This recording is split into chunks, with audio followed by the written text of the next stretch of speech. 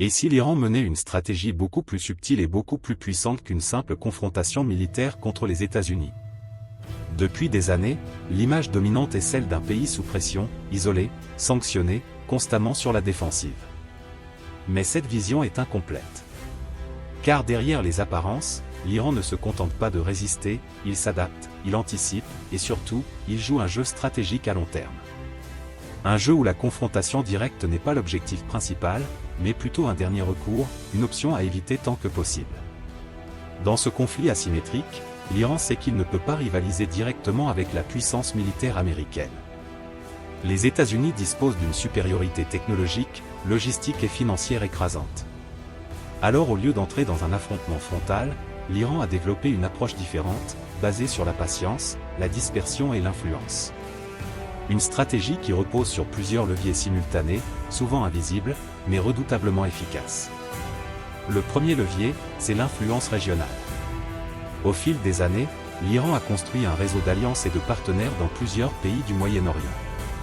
Ces alliances ne sont pas toujours officielles, mais elles permettent à l'Iran d'étendre son influence bien au-delà de ses frontières. Cela signifie que toute attaque directe contre l'Iran pourrait déclencher une réaction en chaîne dans plusieurs zones, transformant un conflit local en crise régionale majeure. C'est une forme de dissuasion indirecte, mais extrêmement puissante. Le deuxième levier, c'est le contrôle stratégique de certaines zones clés. L'un des exemples les plus importants reste le détroit d'Ormuz, un point de passage essentiel pour le transport du pétrole mondial. En gardant la capacité de perturber ce passage, l'Iran possède un moyen de pression considérable sur l'économie mondiale. Il n'a même pas besoin de bloquer totalement le trafic. La simple menace suffit à créer de l'incertitude, à faire monter les prix, et à inquiéter les marchés. C'est une arme économique, discrète mais redoutable. Le troisième levier, c'est la guerre indirecte. Plutôt que de s'engager directement contre les forces américaines, l'Iran privilégie des actions limitées, difficiles à attribuer, souvent menées à travers des intermédiaires ou des opérations discrètes.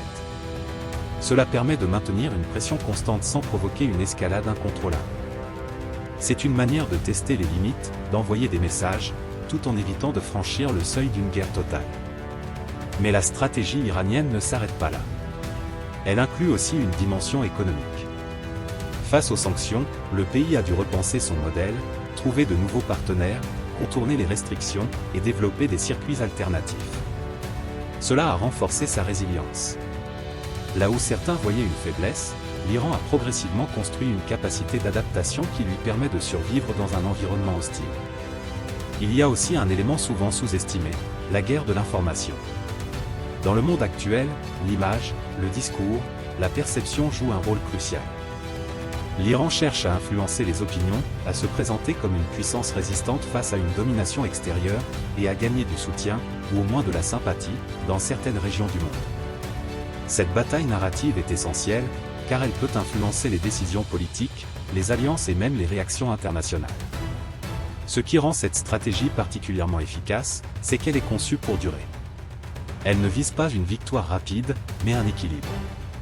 Un équilibre dans lequel l'Iran parvient à préserver ses intérêts, à maintenir son influence, et à éviter une confrontation directe qui serait trop coûteuse. C'est une stratégie de long terme, basée sur l'usure, la patience et la capacité à exploiter les failles du système international. Pendant ce temps, les États-Unis se retrouvent face à un adversaire difficile à cerner. Un adversaire qui n'attaque pas toujours directement, qui ne suit pas les règles classiques, et qui utilise des méthodes hybrides. Cela complique la réponse.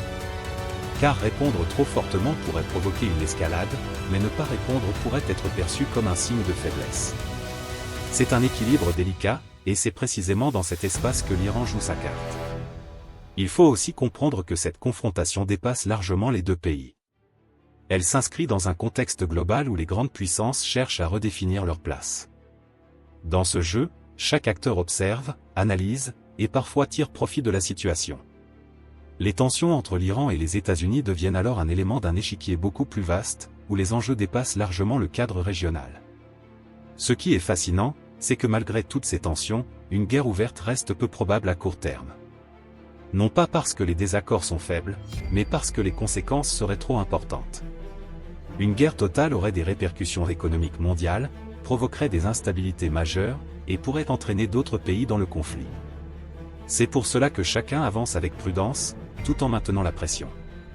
Au final, la stratégie de l'Iran repose sur une idée simple mais puissante: compenser une faiblesse militaire par une force stratégique. Utiliser le temps comme un allié, exploiter les dépendances économiques, et transformer chaque contrainte en opportunité. Ce n'est pas une stratégie spectaculaire, mais c'est une stratégie efficace, précisément parce qu'elle est difficile à détecter et encore plus difficile à contrer. Et pendant que le monde observe les tensions visibles, les mouvements militaires et les déclarations politiques, l'essentiel se joue souvent ailleurs, dans les décisions discrètes, dans les alliances invisibles, et dans les équilibres fragiles qui définissent notre époque. Comprendre cela, c'est déjà voir le conflit sous un autre angle. Un angle où la vraie bataille n'est pas seulement militaire, mais stratégique, économique et même psychologique.